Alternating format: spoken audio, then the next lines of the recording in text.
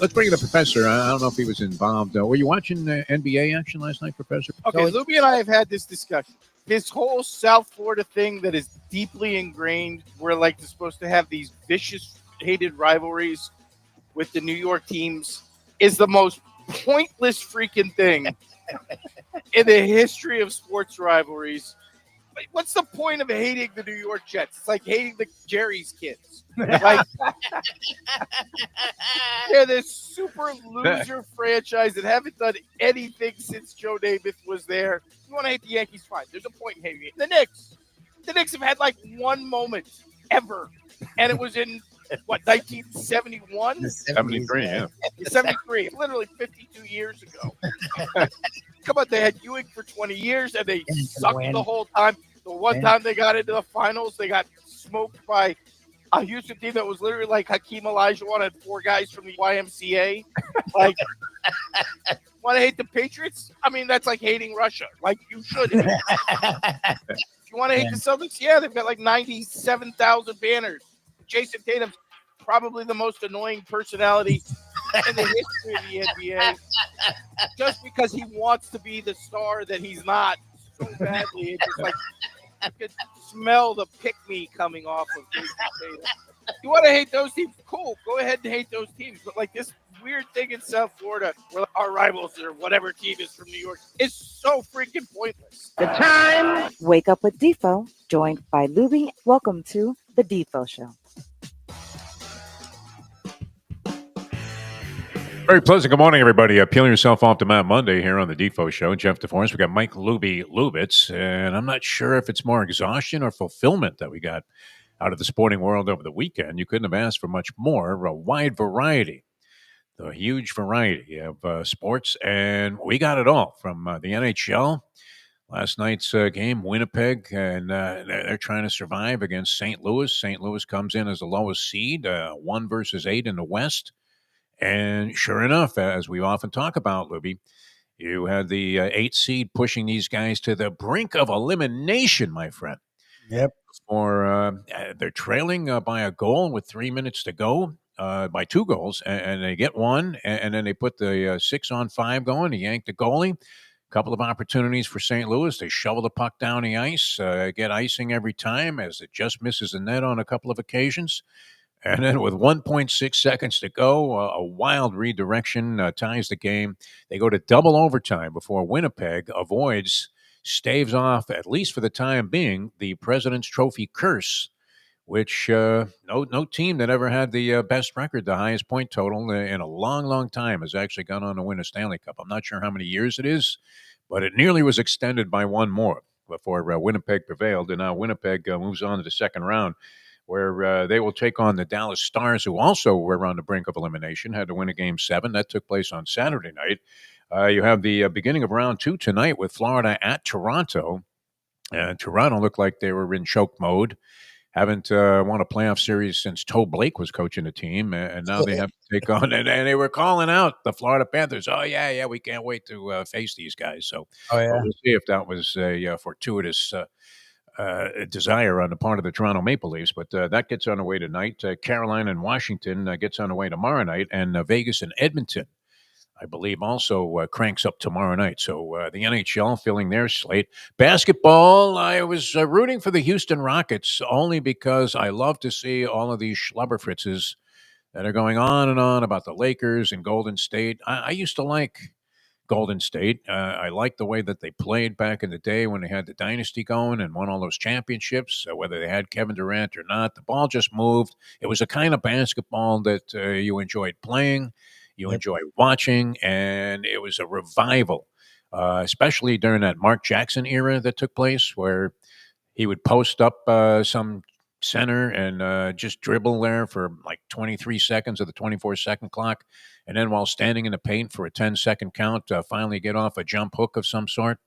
And it would be a brick. And you would think, I don't know that I can watch another possession where this guy is involved. That dreadfulness has gone the way of the three-point shooting and a little bit more of a fast-paced game. But we're starting to see some lower scores in the postseason. We're starting to see totals that are right around 200 as opposed to they put up a number of 235 and you immediately jump on the over. So second round is set. It actually got underway with a surprise, Lubie, with the Indiana Pacers. How big of a surprise was that for you? By the way, how are you, my friend? How was your weekend? I hope you had a great time because you had to be gargling with Visine to keep up with all of the sporting events that were taking place, including the Kentucky Derby, which was great. And then we had this is a meaningless event to me, except I'm stunned to see the level of interest in the Grand Prix race that takes place in Miami and the caliber of rich people in terms of amount of money that they have and more than willing to showboat it, including what, a sunken yacht which it was a boatload of influencers they boarded a yacht and the thing was halfway underneath the water before they left the dock. It was like the days when I had those crummy jet skis. I used off some guy on 441 for $2,000, and you weren't sure if they were ever going to start once you got out in the ocean, and they stalled out.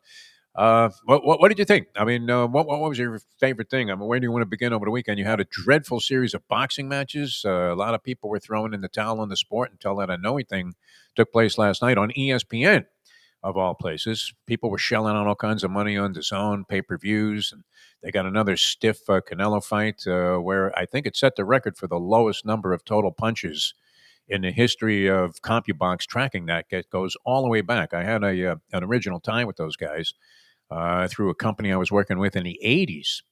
And they weren't getting paid. They were getting stiffed like a lot of people were by the guy that was running the company, Sports News Network. They had been bought by this guy and were under the control of a guy named Floyd Kephart. And we used to be sitting in a room, my partner and I, my man Mike Fernandez, we were doing nothing. We were playing and cutting out paper dolls while we were waiting our next assignment. And these guys would call in a panic every day. Hey, did you get paid? Did you get paid? Did you get paid? And they went on to great heights, but in the history. So we're talking about at least, 15 plus 25, about 40 years. This may have totaled out to the lowest punches thrown combined in the Canelo fight in Saudi Arabia, in Riyadh, in the history of the computer tracking of such things. So that was a brick. The fights in New York City turned out to be that Devin Haney fight was dissed widely all across the board as a non-action slumber fest. And then you had the thing on ESPN, free TV, spectacular, as the monster out of Japan got knocked down in the second round, came back and carved out a victory with an eighth-round TKO. But where do you want to focus first, though, Lou? Because there was a ton of stuff, and then it led to a lot of speculation I'm seeing online about the future of your Miami Heat, including acquisition of Kevin Durant and trading of Bam out of Bio. I'm not sure that any of that has any relevance and is actually going to take place, or it even has a semblance of being a possibility, but interesting all the way around. So where do you want to begin, my friend? Well, you see the Durant stuff. I mean, if they're getting rid of Bam, it better be for something real. I mean, what are you getting rid of? I mean, you don't get rid of Bam for Kevin Durant. That was a proposed trade with the Lakers for Austin Reeves and a couple of other players.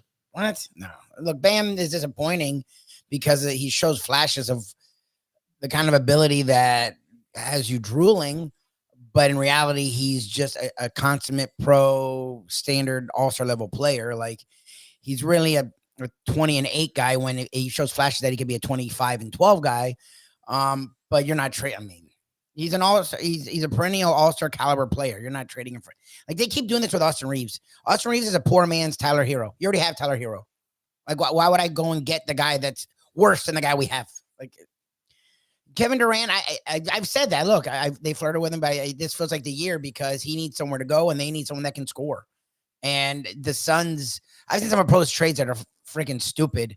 But I think this would be the year that he'd find a way to get Kevin Durant. But you're not giving a Bam for Austin Reeves.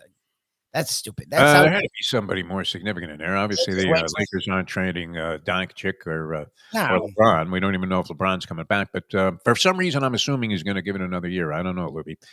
When you ask a guy in the aftermath of a bitter defeat, that's the worst time. First instinct. I mean, how many times have we seen it in sports? A guy loses a fight, guy loses a ball game, and they go to the superstar who may be at the tail end of his career anyway. Maybe the fighter's going to go one or two more bouts. The ball player's going to give it one or two more seasons. But in the aftermath of a bitter loss, you usually get the response of, well, I don't know, man. I got a lot to think about. And that was kind of the position of LeBron James. I don't know why I feel like, I mean, I would have no particular insight into this. I'm not inside the mind of LeBron James. I don't know what his motivation seems to be. Does he just actually have such a deep love for the game of basketball, and that's what keeps him going? Possible. It doesn't need the money. It doesn't need to do anything. He's got all kinds of business interests, billionaire athlete, which is something that he had set out to achieve. Certainly could pack it in and nobody would complain, but I don't know why I think he's coming back. But I'm trying to figure out who the other player was. It couldn't have just been Austin Reeves. There were like 3 or 4 Laker players that were mentioned as part of this package, but it was all bizarre speculation. It's Laker fantasy. That's what I mean. Because look, I could see LeBron capping it off, but he's not going to cap it off in a first round. What was it? 5 game loss or 6 game loss to the young upstart T-Wolves. Like they just got Luka. I presume he's going to want an entire offseason and an entire season with Luka, and then I could see him finally hanging it up because I mean it's getting there. Like I don't agree. A lot of these people are doing this thing where he's ruining his legacy. I'm like, Jordan didn't ruin his legacy with the Wizards. Then LeBron can't ruin his legacy. He ruined his legacy with the White Sox. I mean, come on. Like LeBron literally he's playing past the time. He's the oldest guy in the league, and he was arguably a top 5, top 6 player still, if you go by statistics in the league. Like he didn't look washed up at all. Whatever he's doing is just gravy to me. Well, because people hate him. Like people want to. It's like and I hated Brady too, but I knew that last season with the Bucks where he sucked, it had nothing to do with the 20 years where he dominated. Like I can't stand the guy, but you have to, as the kids say, give him his flowers. Like LeBron is in that top 2. He's cemented there. I am sorry, guys. He is. That's where he is. He's top 2. You want to put Jordan over him? Fine.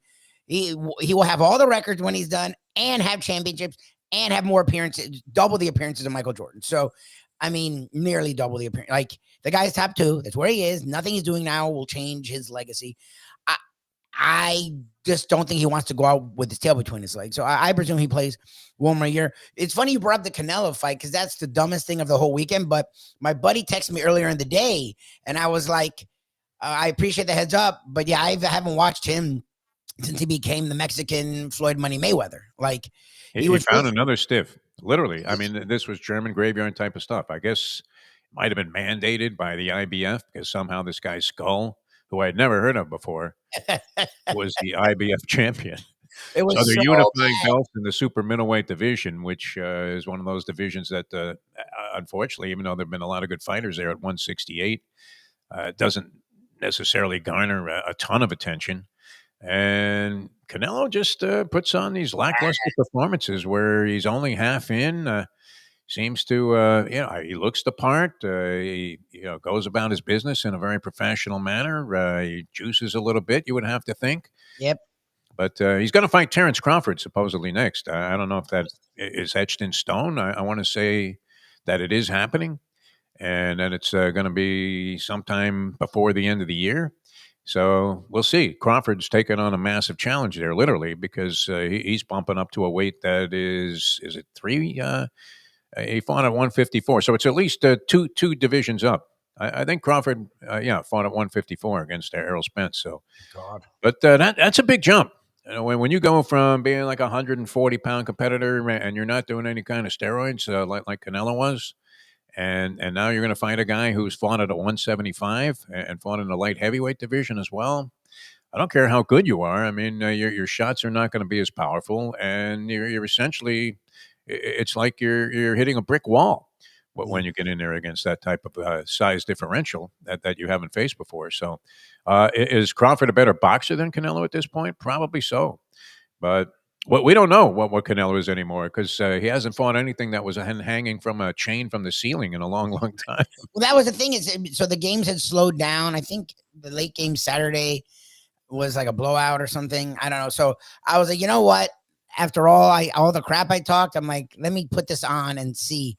So my buddy had sent a link, so I'm like, let me turn it on. I gave it 3 rounds. You were able to pirate the fight? I gave it 3 rounds. Oh my God! Like we've seen, whether it was money or now Canelo, where they'll take on guys and they do nothing the whole fight. But at least the opponent tries, and they just do like in a video game. They just like block the whole time and dance, and everyone gives them credit for how good they are at dancing and blocking, even though it's called a fight. This was not that. What you said was what this was. There was no one throwing punches. They literally were avoiding each other for the entirety of rounds. And I was like, how can I know they'll just give it to Canelo? But if no one throws a punch, like, how can you give a guy a fight? Sounds like a draw to me. It was so bad. I hung on for 3 rounds, and I was like, I texted my buddy. I'm like, I don't think my assessment was way off. He's like, no, this is a horrendous fight. He's like, I never said it wasn't a horrendous fight. Wasn't exactly Triple G in there. It was so bad. I was like, are people paying for this? Like, who's paying for this? Like, he's not even trying to fight anymore. Like, at least Money danced around and fought people he knew would punch him. Like, that dude didn't even punch. It was literally them avoiding each other for 3 minutes each round.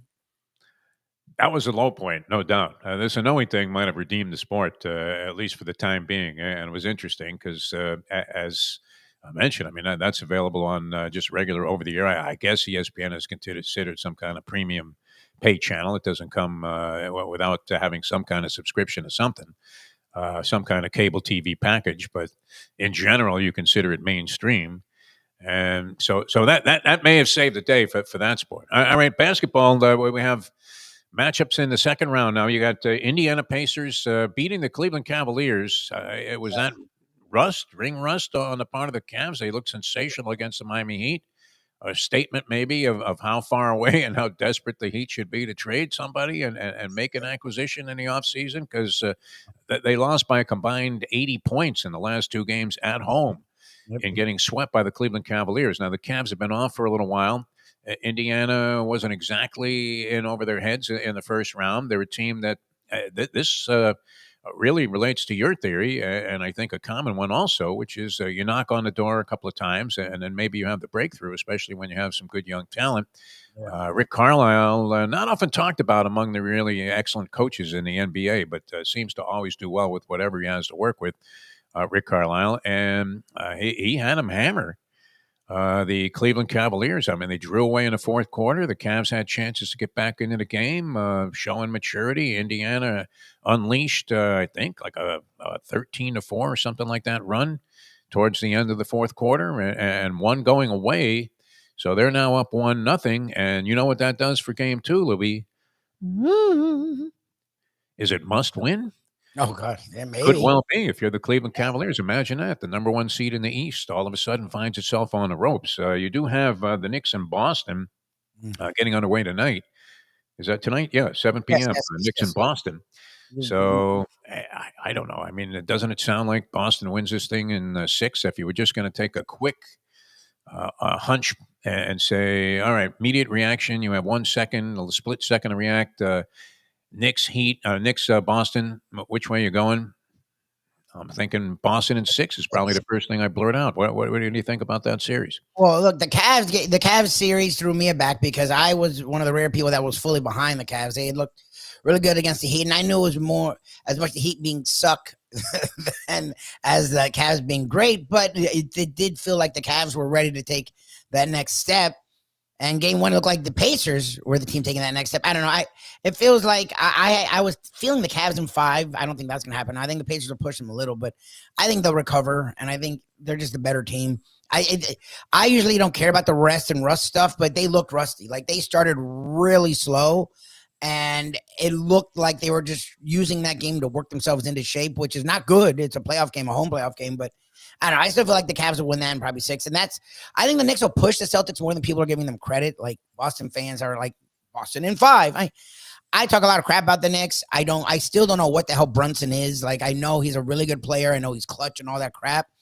But I still don't know. You're very reluctant to embrace this guy. I think as a Knick, no, he was emerging as a Dallas Maverick. And you thought, okay, this guy's pretty good. Is he worth the kind of money that they laid out originally for him?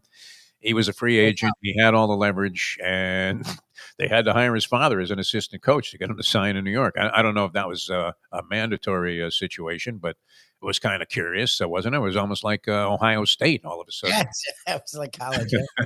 Or Notre Dame, giving Jerry Faust the job after he had fed him all of these 400-pound offensive linemen out of Cincinnati Moeller. But I think Brunson's excellent. He does a great job. He plays hurt. He's very dedicated to the cause there, and not a lot of he showboats very little. Every now and then he makes a couple of gestures here and there, but the number of times that he's come through late in fourth quarters of games, earning the Mr. Clutch award out of the NBA this year, and you couldn't have epitomized that any more than he did by hitting that Michael Jordan-esque game winner where he has a guy faked out of his jock strap. It looks like Byron Russell and the Utah Jazz against Jordan. Very same move. Little juke to the left there, and the guy goes flying, comes back to the center, hits a jump shot, poses with it and that was nothing but net, Lubie. Just a perfect shot. The rotation on the ball, it looked like John Sunvold was shooting one out of the corner. Or any great three-point shooter where you're saying that this isn't a knuckleball he threw up there. It was just a perfect shot. Under those circumstances, with the game on the line, got to give it to Brunson. I think he's far more effective than you give him credit for. I think he's a really good player. I just don't know if he's good enough to be the number one of a team that wins a title. Like, I mean, the Knicks have spent the kind of money you spend when you're going for a title. I put a few teams ahead of them overall in the NBA. So like that's my problem for the Knicks, but I also don't think it goes the other way where like Boston fans are like, "Oh, Boston in 5." I'm like, "Okay." Then the Knicks play tough defense. They have enough talent. They don't do it together enough. That's why I would pick the Celtics. But they have enough guys to pick up where other guys fall apart, and Brunson is consistent every game. That I don't see why this wouldn't be at least 6 games. Like, and I can see it going 7 as well because, again, both teams have. Can you see the Knicks winning? That would be the no, I don't see that. Okay, no chance. I don't like either team's bench. Gave you 10-1 on the Knicks. Would you take it? Oh, 10-1, sure, because I think it could go 7. So if it can go 7, 5-1. No, not 5-1. No, you really would make the Knicks less than a 5-1 underdog. I just think more than a 5-1 underdog. As much as I don't like the Celtics bench, it's better than the Knicks bench is. Like they made the moves to get Towns, and it left their bench really like the Mitchell Robinson thing, where they have this, where they wait for Mitchell Robinson. It's like, okay, the dude has flashes, but he's not carrying, he's not saving your rear. I think, but I do think they're a tough enough team that they'll push the Celtics. Like I don't think it'll be a walkover. I just think the Celtics with their experience and they're just better. Like the one team I thought in the East that could beat them was the Cavs. So we'll see if the Cavs can make me look right or wrong. The way they handle the Pacers is going to go a long way for that. I just the Knicks to me have a lot of interesting pieces, but I don't trust them. Like I like Brown and Tatum, and then the Pritchard kid and White. As much as I can't stand them, 3 of those 4 guys come with Horford and then Porzingis. Like 3 or 4 of those guys play every game. The Knicks, it's like Bridges at 25, but the game before at like 9, and Anunoby is so hit or miss. Karl Anthony Towns is their second dude, and he had 9 and fouled out with 2 minutes left. Like, there's a lot of holes, and then Thibodeau has no idea what he's doing. Like, Thibodeau is just he really looks like a schlep. The definition of a schlep, if you looked at Jewish slang and you saw the word schlep, which is one of my favorites, because it has a variety of meanings. It's much like shalom, actually, the Hebrew word, but this is Jewish slang, gutter slang. And schlep could mean anything from, hey, I don't feel like schlepping all the way to Margate to have lunch today, or, you're schlepping a bunch of stuff, almost as if you were, in a moving van or carrying a bunch of stuff around, a load. And then a schlep could be the disheveled type of guy that's just sort of hunched over, and you're looking at him going, my God, is this guy just the most miserable human being on the planet? And Thibodeau fits that to a T. Is he not? The essence of the word schlep, right there in the dictionary, should be a picture, a little thumbnail of Tom Thibodeau, and you would get it. All that being said, I don't know. I don't rule out the possibility that they could win the series, but we'll certainly get a decent barometer tonight. The one, big negative for the Knicks, what was their horrendous record in games versus in head-to-head games versus teams that have better records than they do. Yeah. And against the elite teams of the league, they were nowhere to be found, including Boston and the Cleveland Cavaliers. So, can they overcome that in a best of 7 playoff series? We'll get I would think, a major indicator tonight. So that's one that you can watch with great anticipation. And out west, Lubie, I was rooting against Golden State because I'm just tired of all of these people on ESPN and various other sports talk shows saying that, oh, yeah, you better watch out for these guys. And it looked like the Houston Rockets were in a great position to bounce back from that 3-1 deficit, especially they even up the series on the road at Golden State. And I thought they're prime now. Here are the Houston Rockets, prime for a strong performance at home. And they came out there like Canelo and just laid an egg. We're down the entire ball game. It was a wire-to-wire victory for Golden State. And Golden State now kind of gets a little bit of a break, you would have to say, because avoiding Oklahoma City in the second round from a seeding standpoint turned out to be very fortuitous. You would assume they'd get blown out in the second round by OKC. I don't know that Denver can overcome Oklahoma City. Most people would say no to that. Denver wins their game 7 against the Los Angeles Clippers. That was another wise guy team that I was hoping would lose over the weekend, and they did. And Golden State fits the category, but against Minnesota, very impressive, taking out the Lakers in the fashion they did. That was a 5-game series. Yep. And the way that they defeated and handled the Los Angeles Lakers with Rudy Gobert going nuts, I don't know that Golden State is in a position to handle Minnesota. So that'll be interesting. And that'll be a great matchup of good young teams if Minnesota eventually did go on to face the Oklahoma City Thunder for the Western Conference title. I don't know what to do with the West because the Nuggets look like they woke up. And if the Nuggets are the Nuggets, then that was my prediction, a few weeks before the regular season ended, that, hey, watch out for Denver. And then they went into the tank. We both were big on Denver because they were the one team I thought had the depth, because even though they've lost some pieces, they still have decent depth. And they have they have 5 now with the Braun, whatever the hell you pronounce the name Braun. He wants to be called Brown for some reason. Like, they have 5 guys, which is what the Celtics think they have, which I don't think they do, but the Celtics think they have, and what the Thunder have. They have 5 dudes because that's the problem. Like, Jokic started slow, but the Brown kid played really well. And then Murray looks healthy again. And like, Porter Jr. is actually hitting threes. And Gordon is being the guy that's doing everything, which is like the team that won the title we haven't seen for 2 years. We saw it the last 2 games against the Los Angeles Clippers, and they won resoundingly the last 2 games. The game 7, and Kawhi looked good. Kawhi looked healthy. Harden was trying. Denver was just Denver. Like, Denver was a buzzsaw. And it's like, okay, if they can look like that, they actually are a better team than the Thunder. The problem is they haven't looked like that since they won a title against the Miami Heat 2 years ago. So that's why most people just had forgotten about them, because they were helter-skelter. They look healthy. They look hungry. Jokic is animated again. They look involved. I don't like that they got rid of Malone, but maybe they Scoop There had to be some underlying thing that we don't know about, as in the message was lost. I was going to say maybe what he was doing was just you heard it over and over again, and they needed a change, because what we saw the last 2 games versus the Clippers, if I'm the Thunder, I'm like, oh, we have to play them in the second round. Like, it looks like an even series to me now. Like, I would lean Thunder because they've played really good basketball all year, and SGA right now is playing on a ridiculous level, and Jokic has been, for him, up and down. I mean, he still puts up great numbers, but like the first half, he was like, he had like 3 turnovers in the first 7 minutes, and he was 0 for 6, and he had some assists, but he wasn't getting rebound. He just looked off, and they can win without him scoring, but they need him to be the facilitator. And you saw that the second half, he played great, and they just rolled him. That series, I don't know what to do with that. Like, I would lean Thunder, but that one screams 7 games. The T-Wolves are interesting because, like, Anthony Edwards is ascending quickly up the charts of where do we rank great players in the league. And the team is actually, it's funny, they lose Towns, but it fits really well around him for him being the star. But you can't count on Rudy Gobert for 2020s. Like, you can't. So no. I just, Gobert is not usually counted on a score. He shoots usually routinely, and this goes unnoticed because he doesn't ever do anything much but dunk. But I mean, he routinely leads the league in shooting percentage, which was always a big barometer for me. But I don't know that you can put him in the category with guys that are chucking from 30.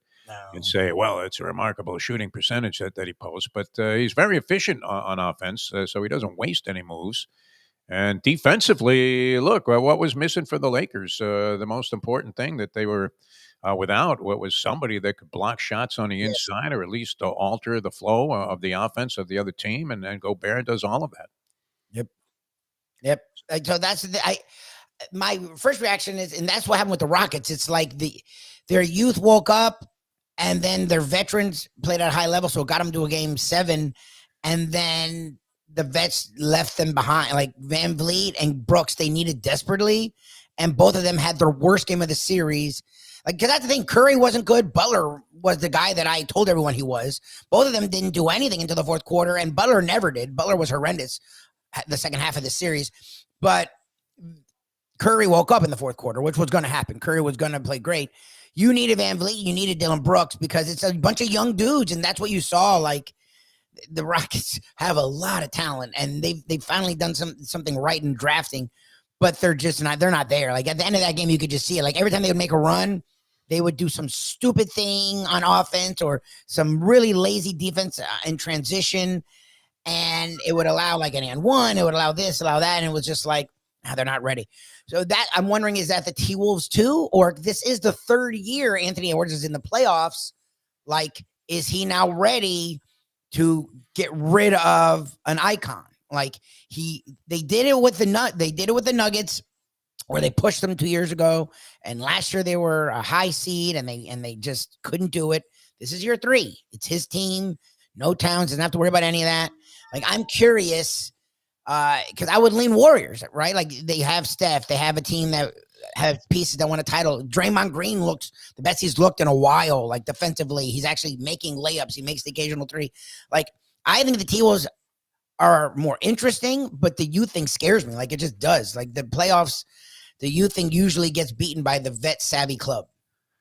They do hold a home court advantage, which I'm thinking might be significant, although that's a really strange place with that wolf noise that they keep playing. Unlike any basketball atmosphere that I've ever experienced. The one time that we were there in Minnesota to watch the Timberwolves play the Bucks, so it was a different configuration of players, but we shall see. NHL last night, spectacular. I mean, over the weekend, you had 2 Game 7s. Both absolutely insane. The Winnipeg Jets were about to face the embarrassment of being eliminated in the first round, not only as a number 1 seed in the West, but then on top of that, as the President's Trophy winners, which we know comes with a curse, as we mentioned earlier. President's Trophy, the team that has the most points during the regular season across the league.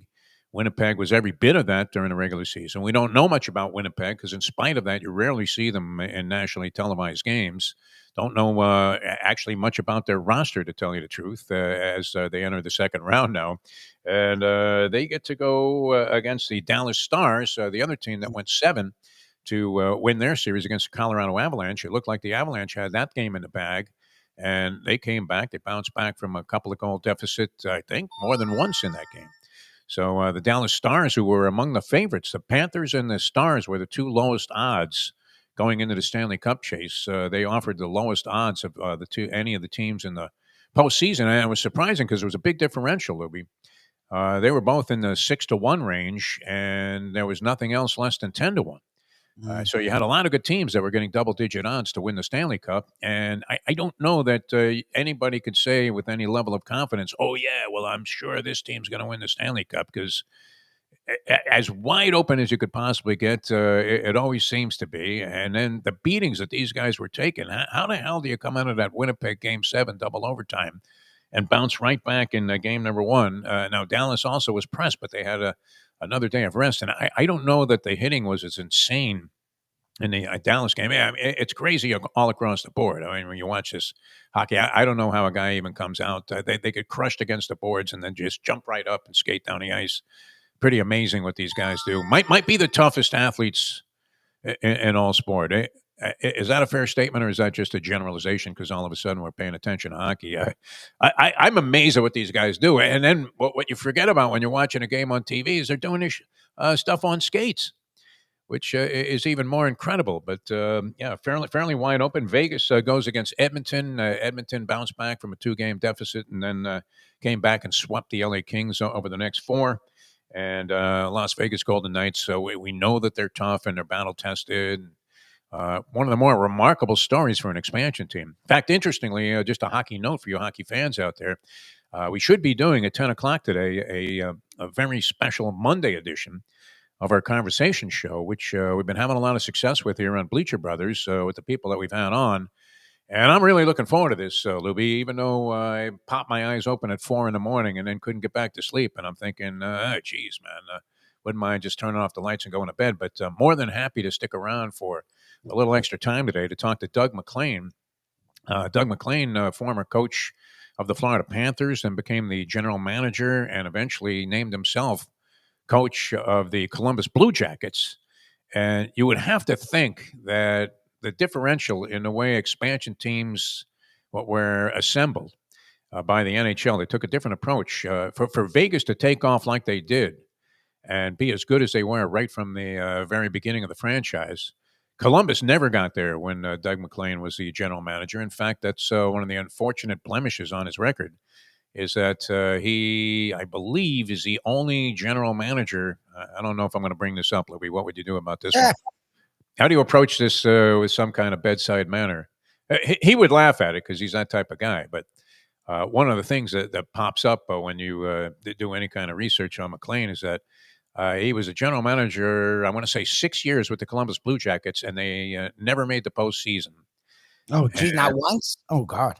Not while he was there, yeah. So, and what's funny, Lubie, what I was going to say is that I didn't realize how long ago this was, because he was, of course, the coach of the Panthers in 95, 96 when they went to the Stanley Cup final at the old Miami Arena, and then lost in a 4-game sweep to Patrick Roy, the ultimate frog. And is that disparaging to refer to a Canadian as a frog? I'll probably avoid that also when I'm talking about it. Yeah, don't throw that at him. But probably, I mean, as remarkable a run as you could have in losing, it was up there, Jacques Martin, who was coaching the Montreal Canadiens. And you'll remember that night very distinctly when we found out he was leaving the Panthers. Remember that? Jacques Martin was at the Bamboo Beach Tiki Bar that one night. We were doing a show out there, and I see this guy walking barefoot on the beach, and we're looking, going, don't we know this guy from somewhere? And I forget who he was with. He was with somebody that we should have recognized also, some hockey figure. But he did come on our show, and we didn't know much about Martin. He was kind of a quiet, reserved guy. He was not exactly a media darling. And I remember him telling us that he had something new coming up, and he became, is that the most coveted job? What is a more coveted job in the NHL? Coaching the Canadians or coaching the Toronto Maple Leafs? What would you say? Oh, God, I would say the Canadians, because at least the Canadians win. Like the Maple Leafs. I don't know that you. I mean, it's like horses. When we haven't gotten into the Derby yet, but it's what everybody in this industry says that they point to. The reason I got into this, I can't wait. It'll be the highest and most distinctive moment of my career is just to be around a Kentucky Derby, maybe even attend. And the Montreal Canadian job, unbelievable. Jacques Martin takes that job, and I remember him telling us that that's where he was going that night. Did we break that news? I'm not even sure. Wow. There wasn't really much being said about it. He ends up making a remarkable run. I think they made it to the Eastern Conference Finals that year as an 8 seed. I want to say that they won 2 series and got to the Eastern Conference Finals. So. Yeah.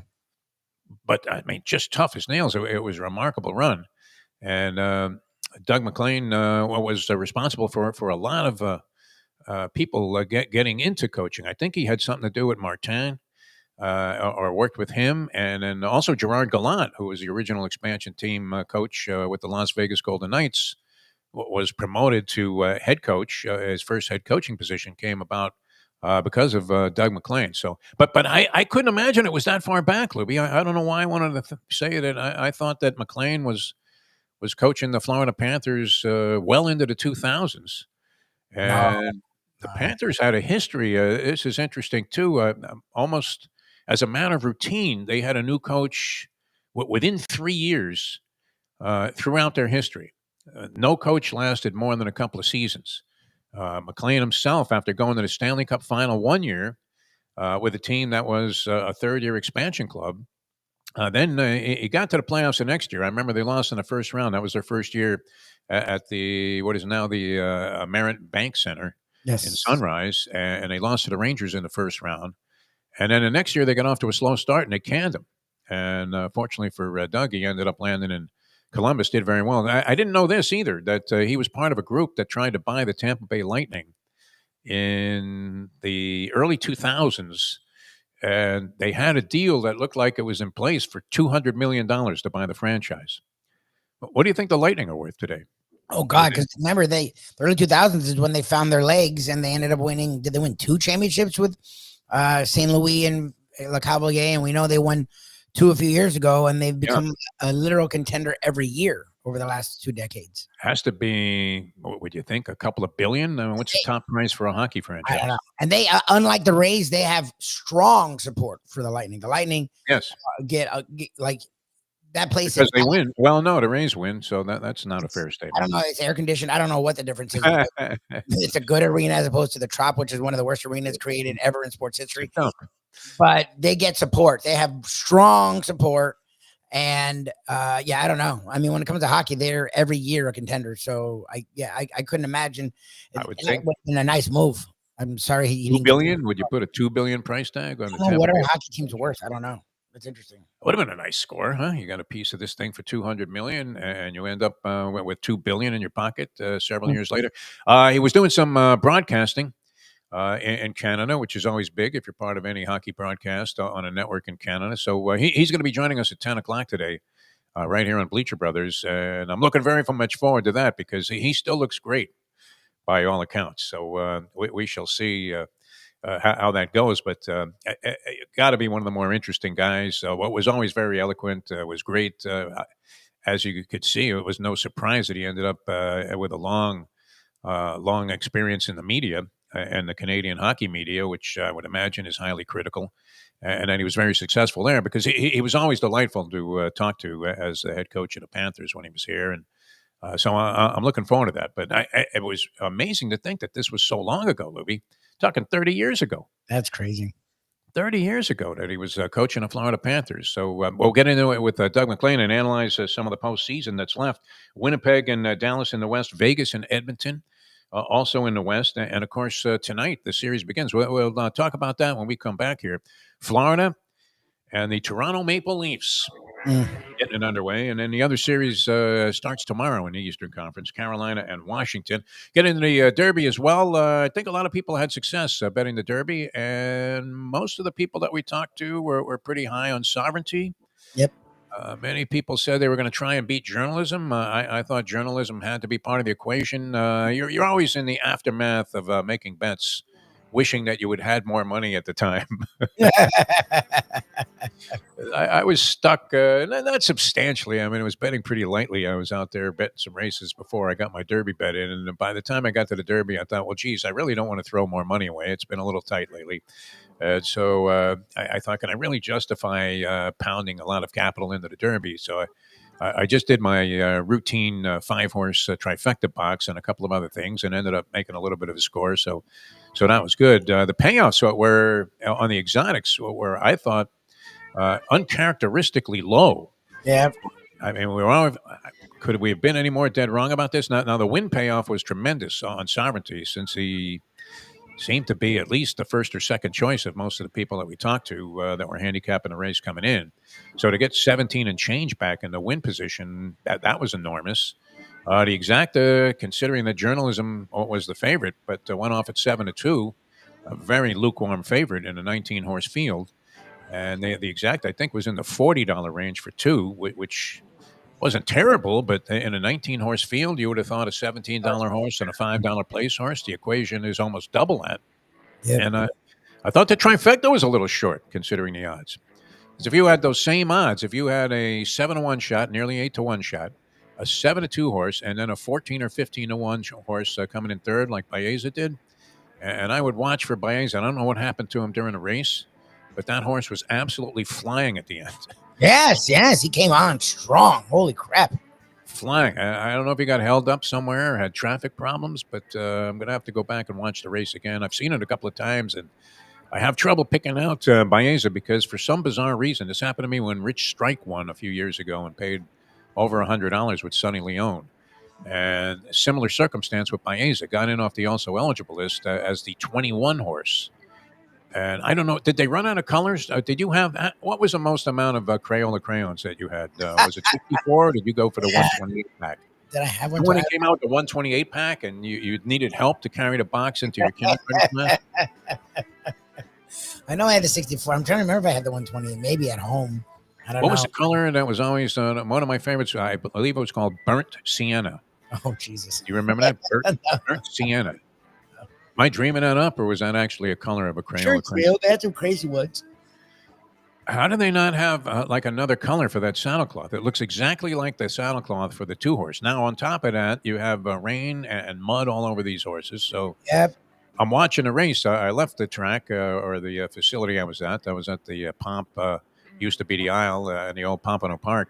And so I was there. I wasn't going to wait around there until 7 o'clock for the race to start. So I put my bet in, and then I went to a restaurant, a bar, watching the race. And I have the first 2, naturally, in this trifecta. And I'm thinking, geez, I can't believe it. The 2 beat me. And it's the same color saddlecloth as the 2-horse. Now, why would they do that? That's insane. They can't come up with one more color so that you could distinguish. I mean, it's hard to tell anyway, but I thought I lost for sure. And I'm thinking, how could you leave out this bomb that whoever the 2 was, I don't even remember. And sure enough, I see the results. Well, one thing about NBC that I really, they do a great job, a brilliant job with all of the color aspects and the sidebar stories. Great production on the race itself. Larry Coleman was brilliant. I'm going to try and get him to join us again next week before the Preakness. He was great on the call of the Kentucky Derby, and he was calling some of the preliminary races, all the stakes races that they were broadcasting on the USA Network. But why does NBC think that nobody cares about the prices? Yeah, they didn't. They were weird about. I want to know right away, what the bleep did this pay? That's all I care about. That's all anybody cares about. Yeah, they moved on from that real quick. Not only that, but it takes them forever. I mean, the race had to be official for half an hour. Now, most people have, some kind of app on their phone where they can look this up right away. I don't. Mm-hmm. So I'm waiting for the prices, and I don't want to know. I don't want somebody to tell me. I want to see it go up on the board there. Or if I'm watching on TV, I want them to post the prices right away. And the most significant thing that could come out of the race, you want to know, hey, how much did I win? And sure enough, I mean, they barely addressed that in the aftermath of the race. Too much pomp and circumstance, NBC. Let's get with it. All we care about is the money. You could superimpose that over all the post-race interviews, and you wouldn't be doing anybody a disservice. All right, we're going to come back with more in a moment here on the Defo Show on a Monday morning. A Peel Yourself Off the Mat edition. Doug McClain coming up at 10 o'clock today on Conversations. Nice. That's Mike Lubie Lubitz. I'm Jeff DeForest. We'll be back with more in a moment. Now that there's a lot of stuff. I don't know that you could possibly cover it all in even a couple of hours today. It's 8:49. Hey, folks, Tony Segreto here. Let me ask you a question. What do you look for when you go out to eat? Good food, obviously. Friendly atmosphere, not too loud, but good energy, reasonable prices, and a place where you feel comfortable. All those ingredients, no pun meant there, are hard to find unless you're talking about the Texas Roadhouse. You see, they encompass all of those attributes. Really, really good food, amazing atmosphere, good for a family, good for a date, or just a night out for yourself, and prices that will make you extremely happy. Their ribs, unmatched. Steaks, hand-cut every day. Everything, and I mean everything, is made on site, including their incredible bread. It's the one day, folks, that you can forget about low-carb diets. Trust me when I tell you, Texas Roadhouse, your restaurant, your destination when you say, where should we go and eat tonight? From the newly renovated sports bar to the beautiful bayside views captured at the Tiki Bar, Jimmy Johnson's Big Chill has it all. Located at mile marker 104, the Big Chill also offers waterfront dining while experiencing breathtaking sunset views of the Florida Keys. It's simply the hottest spot in the Keys to cool off. That's Jimmy Johnson's Big Chill at mile marker 104 in Key Largo. For more information, call today at 305-453. You can't fake caring. Women can sense this immediately. You don't really care. You didn't really want to do any of this. We now return to the Defo Show. What is it, Lubie? Welcome back to the show. What is the appeal of Grand Prix racing? I can't get into it. It's amazing that it's a big deal. Great for South Florida. All over South Florida, they were talking about it. I can't watch it. I have no idea. I have no clue. Nothing happens. It's like a boring harness race at Yonkers, where as soon as the gate pulls away, and here they go. The gate pulls away, they form a line, and nobody changes position the entire race. The hell is that? How can you possibly embrace this? Now, I understand there's a lot to be said for sport as spectacle, no? And this certainly offers that. You have cars that are going, close to 200 miles an hour as they navigate their way around these hairpin turns and all of the nuances and idiosyncratic elements that you get when you have a Grand Prix course. I get that. There are many events that you would say, okay, we're going to go out there, have a little picnic, drink a few beers, maybe some wine, some champagne. I guess very expensive champagne. Can't imagine. Well, what would they do at the concession stands there? Right? And do any of these guys, these highfalutin celebrities that show up, actually buy like a popcorn for $20? And I Oh, yeah. can't.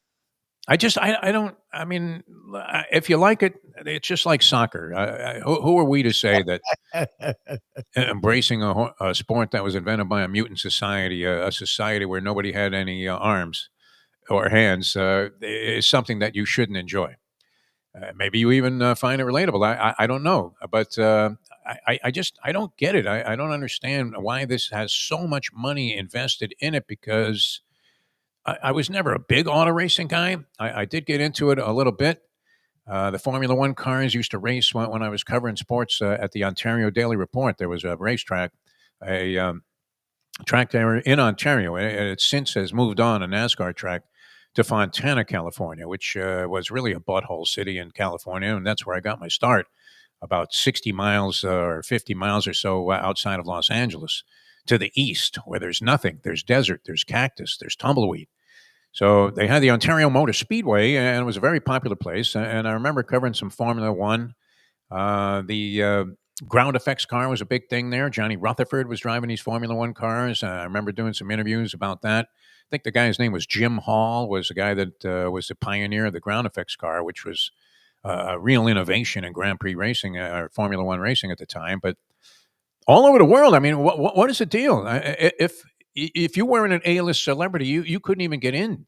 Not to really. this I know. event. Well, Shirley, it's funny. Shirley asked me yesterday because we used to go to all these different events, or at least would be around the office, and I would hear about them. So I would ask her if she wants to go to this and that.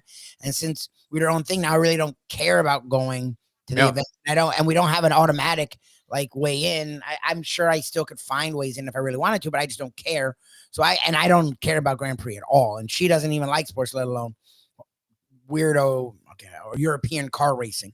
So it didn't even dawn on me, but she loves like glitz and glamour and all that stuff. And she's like, why have we never thought about going to this? And I'm like, because I don't care about it. And then she starts looking up tickets, and it's like they're like $600-700 to, like, I think per ticket, or at best for a pair. And I'm like, $600. And what you don't see squat either. I mean, you're out there at one position. Our friend Eddie Pozzoli, who goes from Prezzo, because of the times of the races, the one sport he can get into, because at night when his kids are in bed and he's done with all the restaurants, like, he can watch a little bit of racing. So he goes. So good for him. He openly said what you just said. He's like, yeah, the problem is that you can only see your area. I'm like, oh, like, at least in NASCAR, you can see the whole thing. Like, so you're paying that much money. The food is exorbitant. And then you can't even see the race. What I can't fathom. You're in one position. They zoom by you. I remember when they had it on the streets of Miami, the original Miami Grand Prix with Ralph Sanchez promoting it, and it was off Biscayne Boulevard. And so you're sitting in the stands. I was accorded some very nice seats, but you see the cars go by you for like a split second, and that's it. Then you wait like another couple of minutes, and then here they come again. And you're asking yourself, what the hell am I doing? I'd almost be happier watching Korean ping pong than sitting there. And to pay an exorbitant price, that just shows you what suckers there are in the world. I don't know. I mean, I don't mean to disparage anybody that absolutely loves it. Maybe I'm dead wrong. And like I said, the color of the pageantry, it's just like the Kentucky Derby. I mean, if you ever get out there, even if you're not a horse racing fan, probably wasn't the most pleasant of days to be at the Derby. That's for sure, because it was pouring rain the entire day. Cleared up a little bit here and there, but in general, it is a miserable experience at Churchill Downs if it's raining like that the entire morning and afternoon. Miserable. The last place you want to be is in the stands at Churchill Downs. As I recall, I don't know if they've done any renovations. I know they renovated the entire paddock area, and it looks a lot better than it used to. Although, from an appearance standpoint, there was nothing wrong with it. It just wasn't fit to accommodate. You were standing by the paddock in a Kentucky Derby situation, and what was it? Not a real cluster bleep. Just it gets hectic. It gets. and A if you're little claustrophobic, you felt like you were trying to make your way onto a subway train at rush hour in New York. Just squeezed in there, and hoping like that Charles Bronson isn't in the car. There is the vigilante, but it's not a pleasant experience if it's raining, and that was now that I'm not sure it had any great influence on the race itself because I mean it was fairly formful to see what happened. Where were all of these bombs? Where was Flying Mohawk? Oh yeah. Final Gambit, though, did get into the superfecta. That was the one exotic payoff that really escalated exponentially to the point where you thought, "Wow, I really got, I got my money's worth on that one." All the other stuff I thought was a little bit short, except for the win price on Sovereignty, who now, I don't know, is that a Triple Crown horse? Journalism didn't do anything to disparage you from coming right back and betting the horse in the Preakness. Baeza flying at the end, you would have thought, and Final Gambit was coming at the end. Now, the Preakness is a shorter race by a 16th of a mile. The track also has much tighter turns, and the general theory is that the course at Pimlico favors front runners, whereas almost everybody was telling you, and they probably were right, to toss the front runners in this race. Sovereignty is a horse that comes from behind. Baeza had been on the lead in the Santa Anita Derby, so I really have to go back, like I said, and take a look at that race, see what happened to this horse, because there was a demolition derby right at the beginning. The Baffert horse out of the one hold makes a right turn out of the gate and wipes out the entire inside horse, all the way out to like horse number 4 or 5, wipes out that part of the field in the early going. And then takes off and looks like it's going to do something, but ran out of gas very quickly. So very disruptive, Bob Baffert's return as a trainer to the Kentucky Derby. But, great call by Larry Colmus. The race itself was extremely exciting. Gave you reason to think that you do have at least a possibility of a Triple Crown winner. And I'm thinking that most of the horses come right back for the Preakness. Normally you get maybe half as many horses entered in the field, if that. But I would think with the excuses we'll probably hear over the next couple of weeks for some of the horses that were out of the money and off the board, you'll see some of the more overly ambitious owners put their horses back in. And so we might have a reasonably decent-sized field for the Preakness. So watch. It'll show up with 6 horses. It'll look like the 4th at Santa Anita on a Thursday card. Good time. And at least in that sense, I don't know. I could see where the average person just wants to go out there and experience it, as opposed to the Grand Prix, where if you're the average sucker, do you have any shot of enjoying yourself? You would need some kind of highfalutin special all access I'm Tom Brady type of pass to get any kind of benefit out of the experience. Well, and the highfalutin people, I think, pay. Like, I don't think like the Carbone thing. The Carbone thing, I think, is like. I mean, look, I think there's like tents where like if you pay a crap load of money, then it's free once you're in. I think this is one of those things where everyone's rich, everyone's famous. So who are you giving the heads up? I think that's the thing. Is this is one of those things where the rich people get to show off just how rich they are, and they love doing that, and good for them. That's not my bag. The Derby to me is worth its weight in gold. Like the rain, I couldn't imagine being in, but if you can catch it on a good weather, it's funny, the 2 events were going on at the same time, and you saw a celebrity split, figuring like some at the Derby, some at the Grand Prix. I'm like, the ones that are at the Grand Prix are stupid. Like the Derby to me is head and shoulders above watching cars for 3 seconds and then going and spending $100 on a cheeseburger. Like the Derby is there's just nothing like it. It's really cool. And it's all day. There's races all day. The Oaks, you have the Friday, and that's a big deal. Like I've been to car races. They don't even compare. Like the Derby is its own animal to me. If you can go to now again, maybe they've been to the Derby, so now they're trying the Grand Prix. I don't know. I'll probably end up there one day, just for people watching. But I don't have any interest in the actual sport itself. No, and it seemed like the same. Verstappen, who I guess isn't winning as much as he was in previous years. That guy Matt Verstappen would win every race. The same guy every race. Lewis Hamilton before that. Yep. Who says we know nothing about this sport? You don't have to know that much. All you need to know is a couple of names, and that's it. But apparently, there's much more interest in it, and I don't know where it's founded or what it's based on, except there's a Netflix that show, F1 or something. Like my sister-in-law and brother-in-law got into it, and they're not into sports at all. And I think a lot of people got into that show, and that show blew up and went viral. So a lot of people like went with that, and that took Grand Prix to like another level. Yeah, I think we mentioned Brady. I think he was somewhere on the outskirts, maybe even outside the stadium, looking through a hole in the fence. He wasn't significant enough to get a real seat and catch a break. And if you're saying these guys had to pay, I find that very surprising that they would all show up. All right, quick prediction, Lubie. You have Florida and Toronto tonight. NHL, Florida and Toronto. What do you think? At Toronto. I don't. Toronto just always finds a way to screw it up, and the Panthers lately have become a team that finds a way to get through. I don't know if this goes. So I could see this going 6, and I guess I'd go Panthers just because. I mean, the Toronto's just. If the Panthers didn't make it, the Maple Leafs were the team I was going to root for, but then they have to face the Panthers, and the Panthers feel like they're gearing up. When a lot of these teams are just trying to get through, the Panthers feel like they're hitting that next level that we've seen them hit the last 2 years. And now they have like Brad Marchand, like the fact that you have Barkov, Kachuk, and then you have a dude on your third line that can do the same stuff. Like most teams, a lot of teams even now don't have that on their second line. Like the stuff he was doing with Losterinen, I didn't know who Losterinen was, and the dude tied like a Panthers record for points in a game, and it was because of like the stuff Marchand was doing, where he's this little dude, he's not scared, but he's also really skilled at his age. I don't know how any of the, like, it's going to be tough for these teams to match with that. And they're also physical. That's the problem, is they're not that finesse team anymore. They're the physicalities, their calling card. Yeah. They just also can score 2.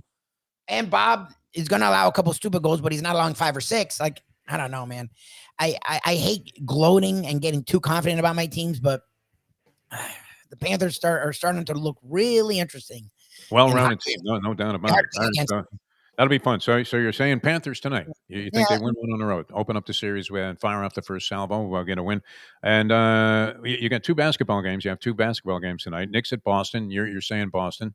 I think Boston. Okay. And tonight, I'm talking about tonight's game. And the Celtics will win that first game. I think the Knicks will make it interesting, but the Celtics should win the first game. All right. And then Denver takes on OKC in game number 1 in the game following.